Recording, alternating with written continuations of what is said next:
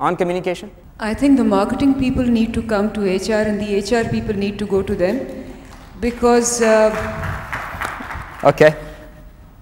Communication is not restricted to one particular department or one particular person. Communication is the bread and butter of running any organization. And I think this is a strategy which should not be made in isolation either by the marketing people. The principle behind it is that you have to seek first to understand, then to be understood. If you are giving the same message of downsizing or hiring or retaining or attracting to the production department, the communication strategy has to be of the same wavelength, the same language. And if you are giving a message to the IT department, again it has to be adapted.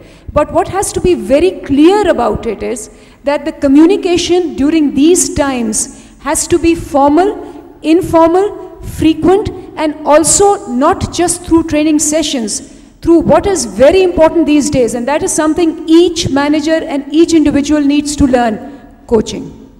Now, coaching is misunderstood over here as part training, part mentoring, part counseling. Coaching is a designed system which produces results. So if I want that this particular manager of mine should be able to increase his sales by this %, the coaching session has to be designed with the ROI of that session.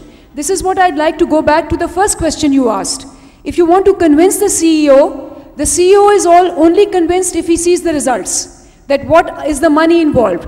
Now, if you go to a bank and you want to borrow a loan, you have to show them the numbers, that if we do this, these will be the numbers in the first year, second year, third year.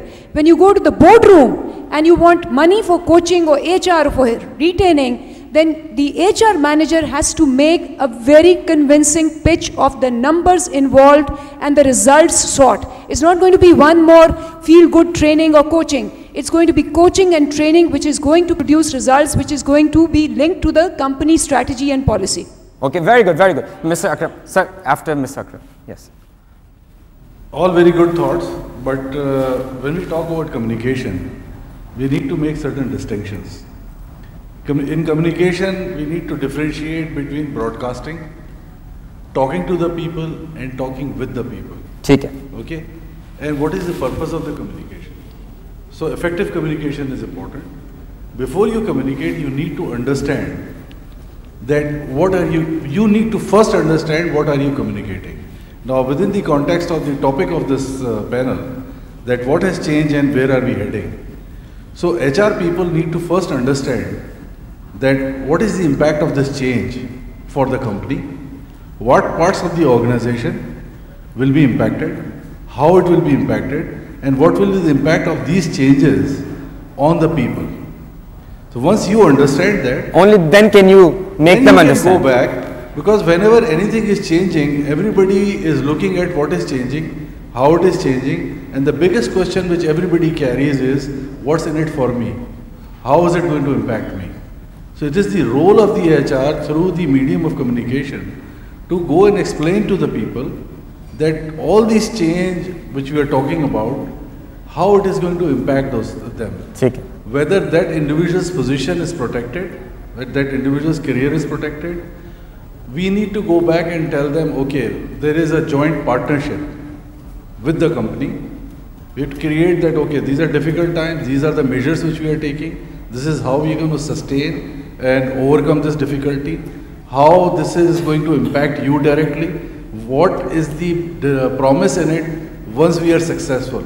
So, but if you do all that, before you can do all that, you need to first understand yourself, what is happening, how the company is going about it, and how it is going to impact people, get convinced, and do effective communication, not just broadcasting or talking to the people. So feedback is very important. So the next topic that we're going to talk about is cutting back on training and development. Now this is another area that every organization has to face during the downturn, especially in the HR department.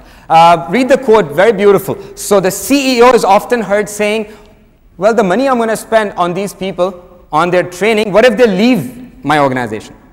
So your response to the CEO could be, what if you don't train them and they stay with you? So what are the ramifications of the opposite side? How do you get your CEO to understand the second statement? That's my question. Sir, you can start if you feel. You see, this is a knee-jerk reaction. At the moment there's a crunch situation, the first thing that starts to happen is cut down on headcount, cut down on training, on food costs, all the ancillaries that go with administration, etc., are immediately cut down, while the others may be managed. But I think one thing that must never be contemplated is cutting down on training and development.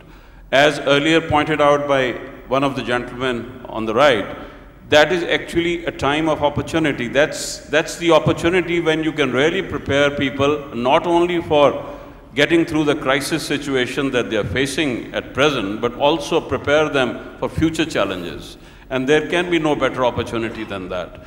And making them realize that if they would not gird up their loins and if they would not acquire the right kind of technological know-how or behavioral competencies or leadership competencies, they would be the losers ultimately. Not only the company will suffer, that they individually also will suffer. And I would like to add here on communication that actually is that you have to convince these people to go through the extra mile in case of training and development. The chief executive must be told in terms of money also, because a lot of chief executives today are very conscious of ROI and they want exact numbers before them. And for that, the HR has to go through some of the modern methodologies of calculating ROIs, and they have to equip themselves. And that is where education, specialist education in HR management comes into focus, that people must acquire this new technique of presenting and showing people the money that is involved. Show me the money. If they train today, what will be the benefits that they would reap tomorrow? ठीक है, mister Akram, coming back to you, फायज साहब आपके पास आते हैं. आपने पहले कहा था कि यार कभी-कभी जब मुश्किल हालात होते हैं तो बात की बात तो छोड़ो, अभी का सर्वाइवल मुश्किल होता है. And यहाँ पे स्टेटमेंट आई है कि if you don't prepare for tomorrow, you will not survive today. What if you are looking at this picture from the other side? आपका CEO अगर आपको वो प्रेजेंट करता है पिक्चर कि जी मेरे पास तो अभी का सर्वाइवल मुश्किल है, can you still make the case for training? And if so, how will you make that case? देखिए, I stick to my earlier stand. I don't look at organizations as emotional. They are very dry, hard and fact. For any decision, whether it is for hiring somebody, whether it is making investment in training or in any venture, you have to start by first creating and demonstrating the present value for the proposition. If you don't cross that barrier, you cannot sell your proposition for the future return. Very well, very beautifully said, Mr. Faiz. आप से हमारी discussion हो रही थी panel से पहले, and you brought up a really interesting point कि training पे अगर slash पढ़ना है, and then you have limited budgets, will you still go with the same training plan you had 6 months ago, or will you shift your focus? And if you will shift your focus, where should that focus shift to, sir? Hassan, I think this question of yours also relates with what I earlier was either wanting to say or I partially said. You know, the training and development is again to meet an objective. You cannot plan and design and implement a training and development effort without an objective.